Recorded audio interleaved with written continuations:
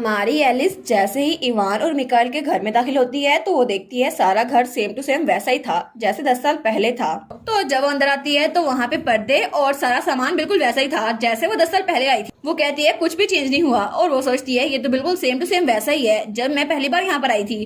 तो तब मिकाइल से दरवाजा बंद करता है और तब वो दोनों अंदर आ गए थे। तो हमारी एलिस कहती है बाय द वे किसी सर्वेंट के बगैर ये मैनेज करना जरा मुश्किल नहीं होगा क्योंकि ये घर तो बहुत ज्यादा बड़ा है। वो कहता है एनीवेज यहाँ करने का कुछ है ही नहीं और जब मैं हॉस्पिटल से वापस आता हूँ तो मैं यहीं पर होता हूँ क्योंकि मेरे पास बहुत ज्यादा फ्री टाइम होता है। वो कहती है अच्छा। तो तब वहां पर सोफे पे जाके वो बैठ गया था। वो कहता है हाँ मुझे पता है मैं बहुत ज्यादा बेवकूफ लगता हूँ क्योंकि मैं मुसलसल कई दिनों से होली सी को लेटर्स भेज रहा हूँ लेकिन अभी तक कोई जवाब नहीं आया और उनको तो पता भी नहीं है कि इवान कहाँ पर है। फिर भी मैं तो बहुत ज्यादा बेवकूफ हूँ। तो एलिस उसके कंधे पे हाथ रखती है और कहती है नहीं तुम बिल्कुल भी बेवकूफ नहीं हो बल्कि मुझे लगता है कि बहुत ज्यादा वंडरफुल है और इवान भी इसको बहुत ज्यादा अप्रिशिएट करेगा अगर वो ऐसे घर में आएगा जो बिल्कुल पहले की तरह था। वो कहता है अच्छा तो तुम बताओ तुम यहाँ पर क्यों आई हो, तुम यहाँ पे केक लेके आई थी ना। वो कहती है हाँ मैं इसको लेके आती हूँ। और तब वो दोनों वहां बैठ के केक खा रहे थे। तो वो कहती है तुम्हें क्या लगता है ये हमारी शॉप का न्यू मेन्यू है कैसा लग रहा है। वो कहता है ये तो डिलीशियस है लेकिन वो कहता है आखिर तुम यहाँ पर आई क्यों हो मुझे सही वजह बता दो। तो तब वो केक खाई जा रही थी उसकी बात का जवाब नहीं देती। वो कहती है तुमने क्या कहा। वो कहता है आखिर तुम यहाँ पर क्यों आई हो, मेरा घर है कोई कैफे शॉप नहीं जहाँ तुम्हारा जब दिल किया खुश आओ। तो तब अपनी कॉफी पीती है कहती है तो बहुत डिलीशियस है। वो कहता है एलिस क्या तुम मेरे सबर का इम्तिहान ले रही हो, मुझे बताओ भी यहाँ पे क्यों आई हो। वो कहती है हाँ ठीक है मैं बता देती हूँ क्योंकि मुझे यहाँ पर तुमसे कोई फेवर चाहिए था। मैं एम्पीरियल पैलेस आने वाली हूँ बैंक्वेट के तौर पर, क्या तुम मेरे पार्टनर बनोगे। वो कहता है क्या मैं तुम्हारा पार्टनर, लेकिन आखिर वो किस तरह की पार्टी है, तुम्हें तो पहले कभी वो कहीं पे नहीं ले गए तो आखिर अभी क्यों, और तुम तो घर में रहती थी ना। वो कहती मुझे भी ऐसा लगता था लेकिन ड्यूक ने मुझे कहा वो मुझे एलिट सोसाइटी में इंट्रोड्यूस करवाने वाले हैं। तो तब उसने ड्यूक से पूछा आखिर क्यों, अचानक से क्यों।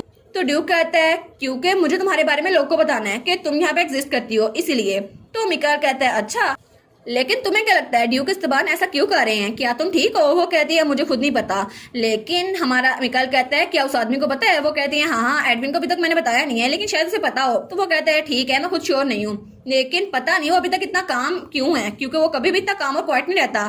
तो हमारी सोचती है क्योंकि एडमिन ने कहा था कि ये मेरी बहन नहीं है और अभी भी वो ऐसा ही कहेगा क्योंकि हम फैमिली नहीं है और हम लोग ब्लड रिलेटेड है ही नहीं। तो शायद अगर मैं उससे पूछूं तो फिर से वो वही कहेगा जब हम छोटे थे। तो वो कहती है ठीक है तो तुम मुझे बताओ क्या तुम मेरे पार्टनर बनोगे। वो कहते हैं हाँ मैं तुम्हारा पार्टनर बनूंगा। वो कहती है क्या सच में। वो कहता है हाँ मैं पार्टी में तुम्हारा पार्टनर बन के जाऊंगा। वो कहती है सच्ची, थैंक यू यार, थैंक यू सो मच। लेकिन वो सोचती है एक मिनट ये तो कोई ऐसी चीज है ना जो ओरिजिनल स्टोरी में हुई नहीं थी और असल में ये जो बैंक्वेट होनी थी यहाँ पर तो एडविन और इवान इकट्ठे गए थे और पहली बार दो लड़कों ने इकट्ठे पार्टी अटेंड की थी और सबको इस पे बहुत ज्यादा दर्शन हुआ था। लेकिन वो कहती है एल क्या सच में तुम एडविन के साथ नहीं जाना चाहोगे। वो कहता है तुम मेरा मजाक उड़ा दियो, मैं आखिर एक लड़के के साथ क्यों जाऊंगा।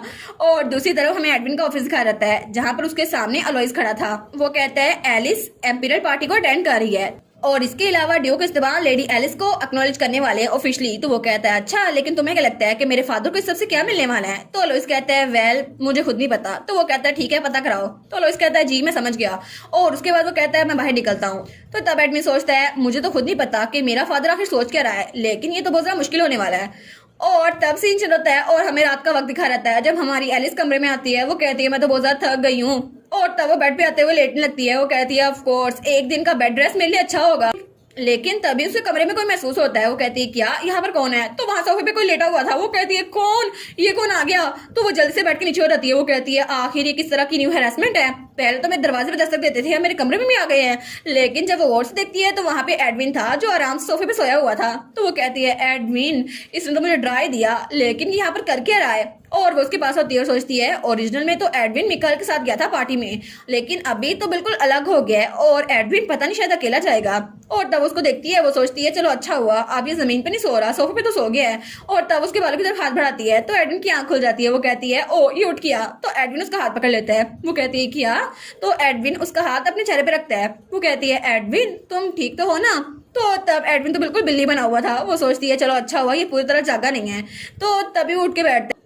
वो कहता है एलिस क्या तुम एम्पीरियल पार्टी में जा रही हो। वो कहती है हाँ मैं जा रही हूँ लेकिन तुम्हें कैसे पता। तो एडविन कहता है क्या तुम्हें अभी तक अपना पार्टनर मिला, अगर नहीं मिला तो मैं तुम्हारे साथ जा सकता हूँ। वो सोचती है क्या कैसे सुन लिया ड्यूक इस जबान से कि मैं पार्टी में जा रही हूँ। वो कहती है नहीं मैंने अपना माइंड पहले बना लिया है क्योंकि मेरा पार्टनर कोई और है। तो एडविन कहता है अच्छा कौन है तुम्हारा पार्टनर। तो वो कहती है मैं तो मिकाइल के साथ जाने वाली हूँ और वो तो बड़ी खुश थी। तो एडविन कहता है क्या मिकाइल के साथ, उसी लड़के के साथ? आखिर तुम उसके साथ क्यों जाओगी? और वो थोड़ा जेलस हो रहा था तो हमारी एलिस उठते हुए कहती है मैंने डिसाइड किया कि मैं मिकाइल के साथ जाऊंगी। तो वो कहता है अगर तुम उसके साथ पार्टी में गई तो बहुत सारी चीजें होंगी, तो क्या तुम आना के साथ नहीं जाना चाहोगी? वो कहती है क्या आना के साथ? और वो सोचती है ओरिजिनल नाम में तो एडविन और मिकाइल साथ गए थे, तो शायद ही चाहता है कि मिकाइल के साथ जाए, लेकिन स्टूपिड को क्या पता कि वो तो हमारी एलिस के साथ जाना चाहते हैं। तो वो कहती है लेकिन तुम्हें पता है ना कि हम लोग सेम जेंडर वालों के साथ नहीं जा सकते। तो वो कहता है हाँ हाँ, लेकिन अगर ऐसा ही है तो मैं तुम्हारे साथ चलूंगा। वो कहती है क्या?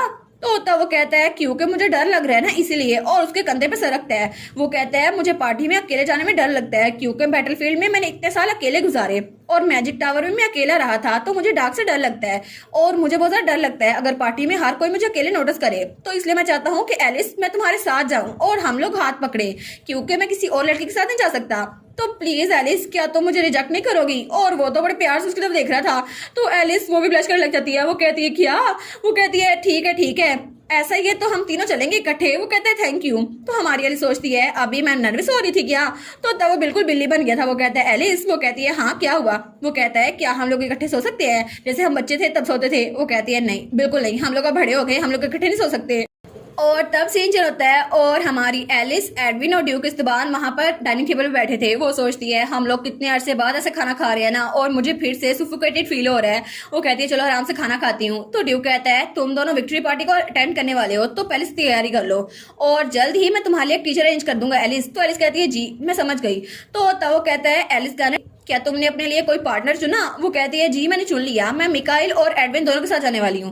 तो ड्यूक वाइन पी रहा था, उसका ग्लास वहीं पर रुक जाता है। वो कहता है क्या तुम इन दोनों के साथ जाने वाली हो? तो तब एडविन कहता है हाँ मैं स्ट्रेंजर्स के इर्द गिर्द बहुत ज्यादा शाई हूँ। वो कहता है अनबिलीवेबल, इस केस में तो तुम अकेले भी जा सकते हो ना, तुम्हें किसी पार्टनर की जरूरत नहीं है। तो एलिस कहती है क्या इसको जरूरत नहीं है? वो कहता है क्योंकि मुझे क्राउडेड जगह पे अकेले जाने से डर लगता है इसलिए मैं उसके साथ जा रहा हूँ। तो तभी वो एलिस को अपनी प्लेट देने लगता है। वो कहता है एलिस इसे खाओ ना, बहुत ज्यादा डिलीशियस है। तो एलिस कहती है बस कर दो, तुम्हारा झूठ पकड़ा गया। तो तब एलिस कहती है ये तो बिल्कुल आपकी तरह है ड्यूक, क्योंकि आपने कहा था कि आपको भी टेंशन है ना, अच्छा नहीं लगता। वो कहता है हाँ ये बात तो है। तो तब ड्यूक कहता है एलिस कैरेट अगर तुमने दोबारा कभी भी ऐसी स्टूपिड चीज कही ना तो मैं तुम्हारे लिए मेन्यू सिंपल रखूंगा अगली बार। वो सोचती है क्या ये बचकाना हरकतें कर रहा है, एक फूडी के दिल से खेल रहा है, मैं तो खाने के बगैर रह नहीं सकती।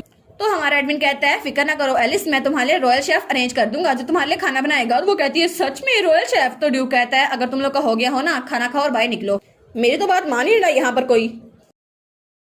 और इसी के साथ ये वाला पार्ट यहीं पर ख़त्म। तो आप लोग बताइएगा आप लोग को ये पार्ट कैसा लगा, और वीडियो को लाइक और चैनल को सब्सक्राइब लाजमी कीजिएगा। बाकी वीडियोस का लिंक भी स्क्रीन पर नज़र आ रहा होगा तो काइंडली उनको भी चेकआउट कर ले। और thank you so much for watching my videos. Stay safe, bye bye.